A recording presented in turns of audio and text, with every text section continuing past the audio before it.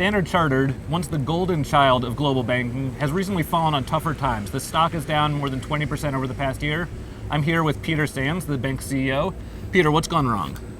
Well, we're not immune to the big change in sentiment towards emerging markets. We are focused on Asia, Africa, and the Middle East, and when sentiment changed towards those markets, it affected our share prices as well as others. So it's a broad market issue as opposed to Standard Chartered specific. We've had some challenges during the course of 2013 as well, but you've got to put that in the context of before that 10 years of record income and profits. We've got a great franchise. We're in some of the most exciting markets in the world. Are investors too focused right now on some of the short-term problems in countries like Korea? Investors have all sorts of different views and they take their own decisions. So you think the sell-off in the stock price, though, is that overdone? Ask any CEO about their share price and they always think that their shares ought to be worth more than they are. Okay. Have Standard Chartered's recent problems and the stock price's decline made the bank a takeover target? Oh, that stuff is rubbish. Rubbish, so not a takeover target. No. Have you ever been approached as a takeover target? It's rubbish, and you wouldn't expect me to make a comment on anything like that anyway. But look, the bank is in very good shape. Yes, our markets have had quite a challenging 2013, but we've got a very clear strategy. We have a unique franchise across some of the most exciting markets in the world. Our businesses are in great shape. Okay, and so takeover speculation, overdone, it's unfounded. Rubbish. Great. Bank is not for sale. Rubbish. I can say it as many times as you like. It's super. Rubbish is quite clear. In recent years, there have been one massive fine after another against some of the world's global banks. Standard Chartered has not been immune. Is this overdone, or have regulators been overzealous? I think all banks have to accept that society's expectations of us across a whole range of dimensions of conduct have risen, and we've got to respond to that. And that's part of rebuilding the trust and credibility of the industry. And that's not going to be a quick fix. There are all sorts of different issues that we've got to work on, and it involves changing a lot of things about the way banks work. Do you think, though, the regulators have gone too far in some of the massive fines that they've recently imposed on financial institutions? I don't know whether... I'm not in a position to judge, right? Because I don't know the details of all the situations. And you've been on the receiving end of some of those fines. I think the important thing is we have to acknowledge the fact that the society's expectations of us have changed, and we have to take action to respond to that. And we've got to just acknowledge that the bar is being raised across multiple dimensions of conduct. Has the industry gone far enough in that direction, or is there still more work to be done? Oh, there's lots of work to be done. I think we would all, definitely, we would say there's lots of work to be done. And is that going to make it harder for banks to be profitable in the future, do you think? We will have to invest, yeah, because it's not just, part of it's about culture change, but there's a lot of it is about systems and processes and, the control resources and all this sort of stuff. And so, there is a cost impact. I think the other thing that we have to be very thoughtful about is the impact it has on the services we can provide to our customers, because some of these things will make it more difficult to provide services to certain segments of the population.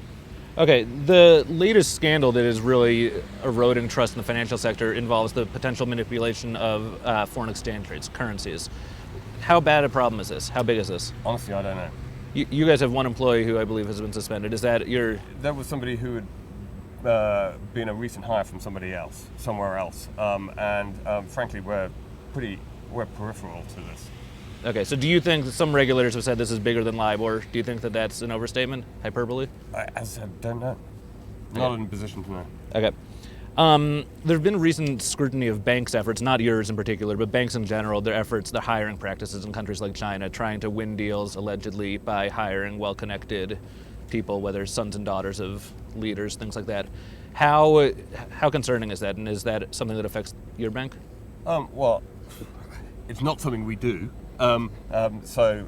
We hire people all over the world, and we hire very talented people in all sorts of different parts of the world, given the nature of our footprint, but that's not something that we have as a practice. I don't know how big an issue it is. Do you think that that's something that's forcing banks, yours and others, to change their practices around the world, China and elsewhere? What is? The scrutiny of these alleged practices? Well, it hasn't changed our practice because we weren't doing what was alleged in the first place. But we got to. This is part of the broader package of things where a lot of the practices by which banks are being run are being challenged, and we have to acknowledge these challenges, and we have to face up to them and make changes to the extent that is necessary. That particular one isn't something that is, hit us. Okay, good.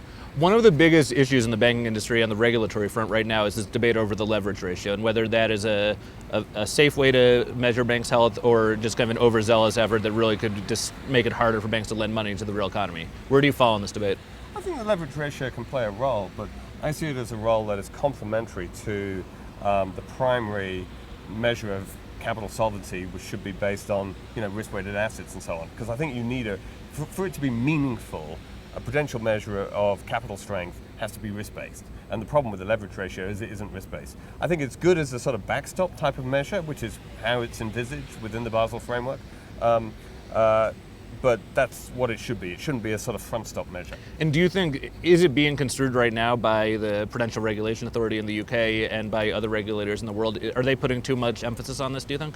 I don't think the PRA are putting too much emphasis on it, no. And I think the core Basel framework has taken a pretty sensible approach towards it.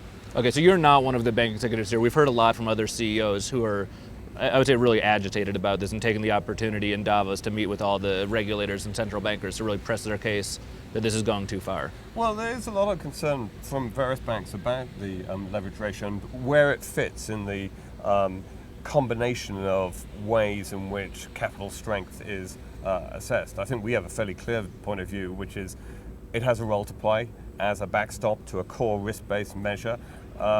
And you can argue about the finer details of the calibration of it, but I think as long as it plays that role within it, I see it as being a sort of useful thing to have. Okay, great. And we're very strong on right. So this ratio, isn't something that anyway. actually you're not going to need, regardless of the primacy of this. You're not going to need more capital. Okay.